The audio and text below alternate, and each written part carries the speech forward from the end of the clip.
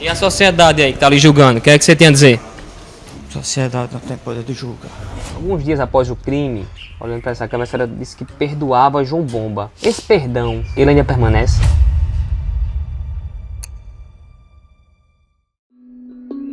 Um ano de silêncio, um ano de saudade, um ano de ausência de Fabiana Maia Veras, psicóloga, mulher forte, dedicada a ajudar o próximo, brutalmente assassinada dentro da própria casa, onde também funcionava sua clínica de atendimento. Era 23 de abril de 2024. A cidade de Açu foi abalada por um crime cruel, covarde e difícil de acreditar. Fabiana recebeu em sua casa o homem que se dizia ser paciente, João Batista de Carvalho Neto, o João Bomba, servidor do Tribunal de Justiça do Estado. A sociedade não tem poder de julgar. Ele entrou no imóvel com luvas, blusão, rosto coberto e carregava uma faca dentro de uma sacola. Fabiana confiou, abriu a porta. Minutos depois, seria assassinada com mais de 15 golpes de faca. Era por volta das 16 horas e 40 minutos, quando um carro escuro parou exatamente aqui e o homem desembarcou. Um homem misterioso, usando calça jeans, blusão, luvas cirúrgicas nas mãos e também com uma touca na cabeça, dificultando a sua identificação. Com a sacola na mão, o homem sobe essa calçada aqui e vem até esse portão, onde funcionava a clínica e também a casa de Fabiana Maia Veras.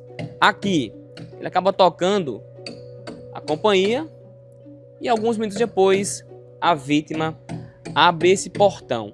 Aqui seria exatamente os últimos segundos de vida de Fabiana Maia Veras, de 42 anos.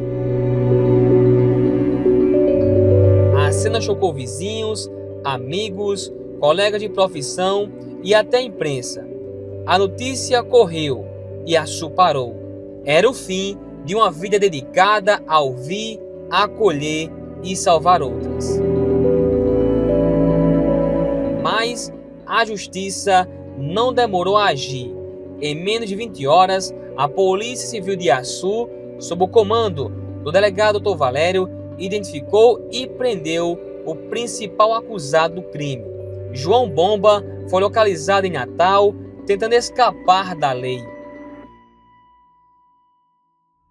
Então, logo ocorreu o crime, que a Polícia Civil tomou conhecimento, que foi aproximadamente umas 2 a 3 horas após o fato, a equipe já foi a campo para isolar o local. Então a gente aguardou depois a chegada do delegado de plantão, que já era após, né, o expediente de Açu, que a gente não tem plantão em Açu. Mas a nossa equipe, mesmo sem estar de plantão, já foi ao local do fato para colher algumas informações preliminares. E verificando as imagens, foi possível coletar a placa do veículo e nisso a gente chegou à autoria do fato. Doutor, na hora da abordagem que a equipe da DHPP em Natal abordou o João Bomba, ele chegava em casa. Naquele momento ele estava também armado com a pistola? A pistola se encontrava no porta-malas do veículo. Então é importante também mencionar, um pouco antes da sua prisão em flagrante, tinha a equipe já da DHPP lá, autorizado pela portaria ali, verificaram as imagens e viu que João havia descartado algum material no lixo. Então a Polícia Civil foi lá recuperar esse material, né? Fizemos a busca no lixo e tinha lá a sacola que ele usou nas imagens aqui que todo mundo viu, uma sacola da Cacau Show, um lenço que ele usou para cobrir a cabeça, as luvas, partes do celular também da vítima Fabiana foi localizado lá no lixo. Então, com isso, a gente já tinha certeza também da autoria, né? Com um vasto material recuperado no lixo do condomínio, contendo sangue da vítima, sangue dele também, porque ele se cortou, né? Quando golpeou a vítima lá foram 18 facadas. E lá em Natal ele foi num posto de atendimento na UPA fazer o ponto na mão e lá disse para atendente, lá enfermeira, enfim, da UPA que havia se cortado em casa fazendo comida. Durante o depoimento ele teria confessado o crime.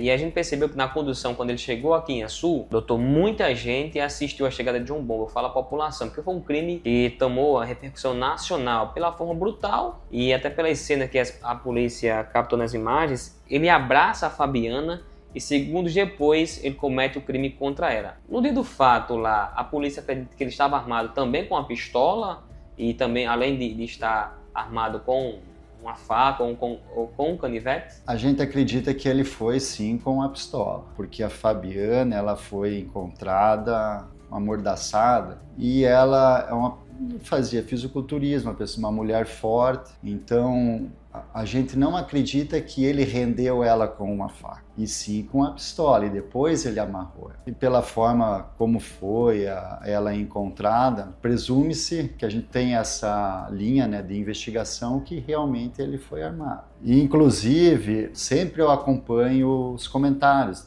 da população para ver como eles acham da nossa forma de trabalho. E as pessoas comentaram algum comportamento da vítima, como que a Fabiana abriu a porta, ele veio todo encapuzado, mas enfim, pelo que deu para perceber ali, lógico, de início, o comportamento dela foi de surpresa, assim, um espanto, assim, como que uma pessoa vem encapuzada na porta da minha casa. Só que logo após que ela reconheceu ele, porque eles já se conheciam aqui há uns 3 anos, frequentavam, quando Fabiana ia a Natal, ela se encontrava com a ex de João Bomba para ir para a academia, passear, e o João, ele frequentava a mesma academia, então, ou seja, ela conhecia ele. Muito embora ela houvesse recomendado a ex de João Bomba não mais se relacionar, ela conhecia o João Bomba. Então, assim que ela o reconheceu, ela abriu. E, infelizmente, como que ela poderia prever, né, que aconteceu isso? Então, sim, a gente acredita que ele portando a arma de fogo.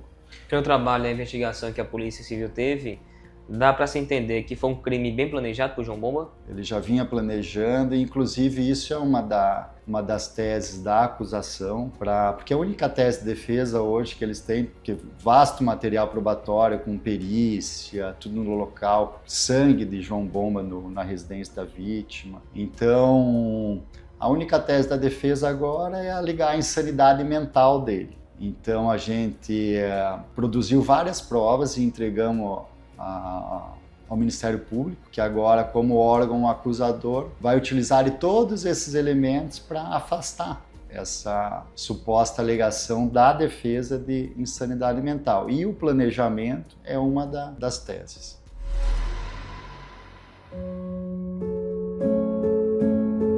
Para a mãe de Fabiana, não foi apenas um crime, foi a interrupção violenta de sonhos, de planos, de uma convivência diária com a filha amada. Ela passou os últimos 365 dias vivendo com a dor da ausência, da lembrança, da saudade sem cura. A cada dia que passa, a lembrança de Fabiana continua viva nos que a conheceram. E a pergunta que fica é: por quê? Ela não tinha inimizade com ninguém, sabe? Então, era uma coisa assim, totalmente absurda para mim.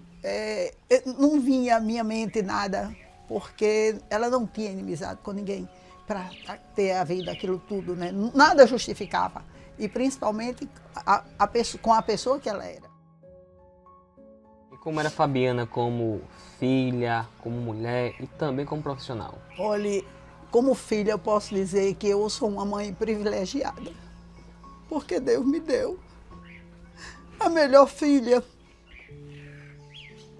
Como profissional, muitas vezes deixava de estar com a família para cuidar de alguém que estivesse precisando de ajuda, independente de onde fosse, como fosse, ela ia, entendeu?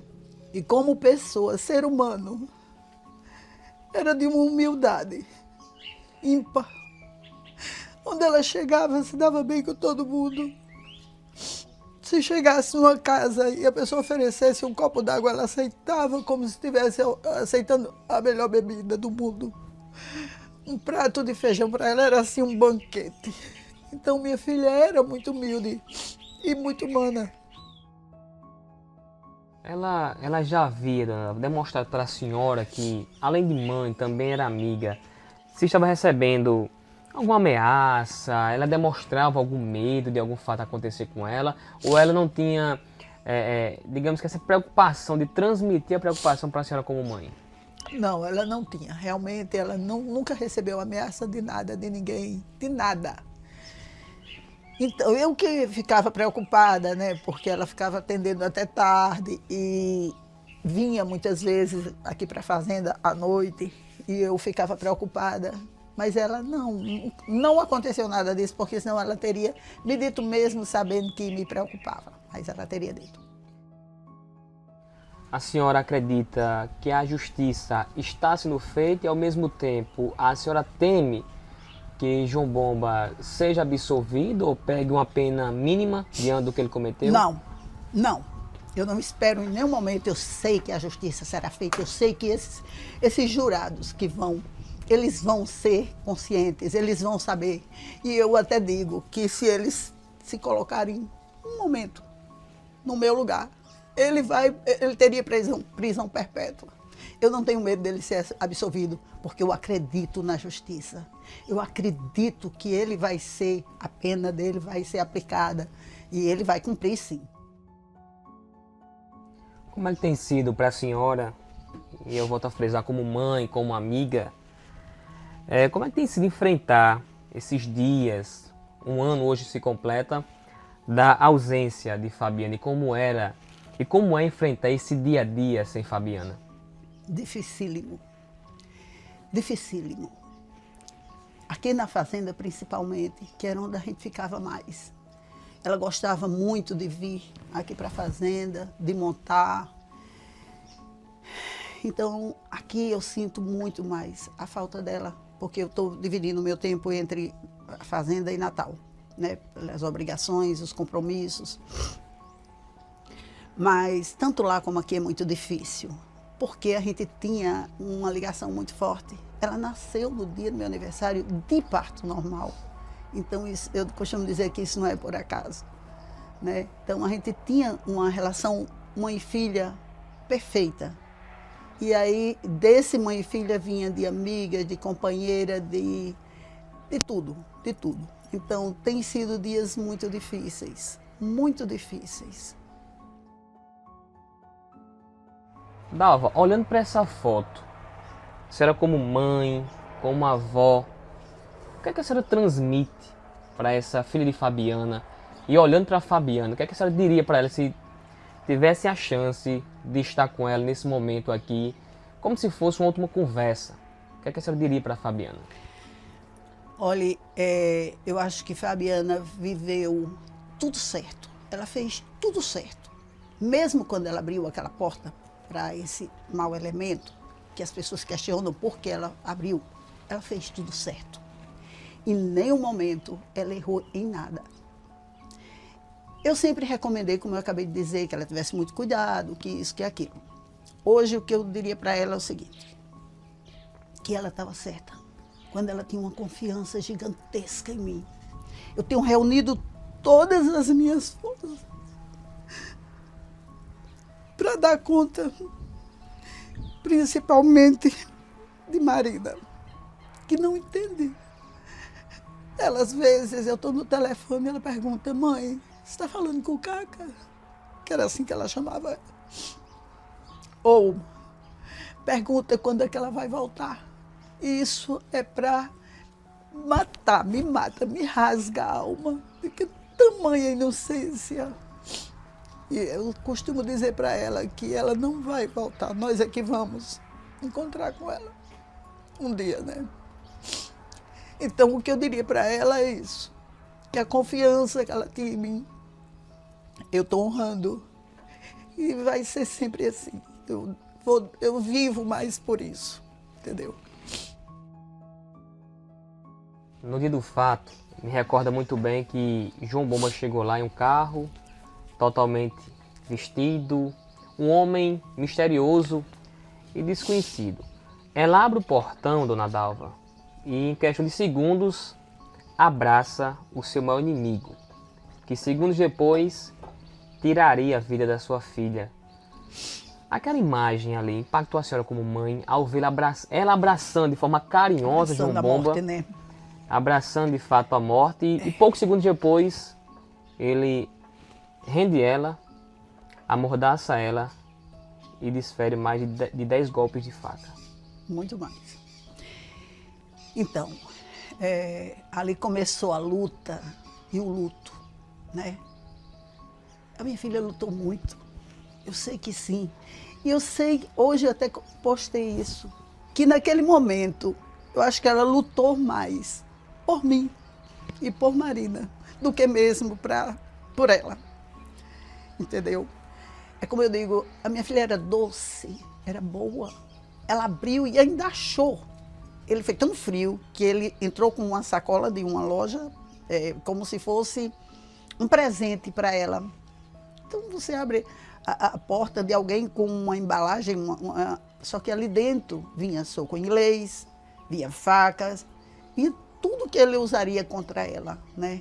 Ele trazia realmente a morte ali dentro. Dalva, nós tivemos uma ação muito rápida por parte da Polícia Civil, que em menos de 20 horas elucidou o crime contra a filha da senhora, a Fabiana. Como é que a senhora consegue ver esse trabalho da equipe de Açu, que naquele tempo a Polícia Civil do Estado estava paralisada devido às más condições de trabalho, mas mesmo assim não se omitiu de investigar, de passar 12 horas investigando, dia e noite, e chegando a João Bomba? Como é que a senhora também recebeu a notícia que o João Bomba foi preso após ter cometido esse bárbaro crime contra a Fabiana?